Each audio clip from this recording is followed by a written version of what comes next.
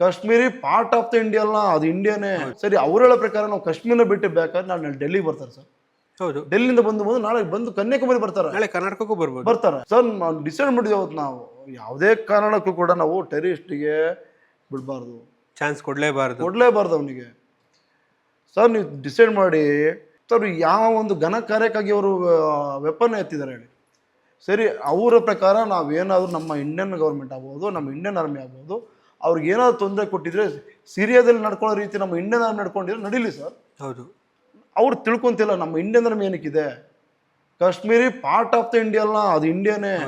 ನಾವು ಬೇರೆ ದೇಶದಿಂದ ಕಾಶ್ಮೀರ್ನ ಆಕ್ಯುಪೇಟ್ ಮಾಡ್ಕೊಂಡಿಲ್ಲ, ನಮ್ಮಿಂದ ಅವ್ರು ಆಕ್ಯುಪೇಟ್ ಮಾಡ್ಕೊಂಡಿದ್ದಾರೆ ಅಷ್ಟೇ. ಅವರು ತಿಳ್ಕೊಂತಿಲ್ಲ ಅವರು.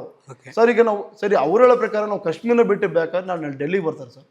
ಹೌದು, ಡೆಲ್ಲಿಯಿಂದ ಬಂದು ನಾಳೆ ಬಂದು ಕನ್ಯಾಕುಮಾರಿ ಬರ್ತಾರೆ. ನಾಳೆ ಕರ್ನಾಟಕಕ್ಕೂ ಬರ್ತಾರೆ.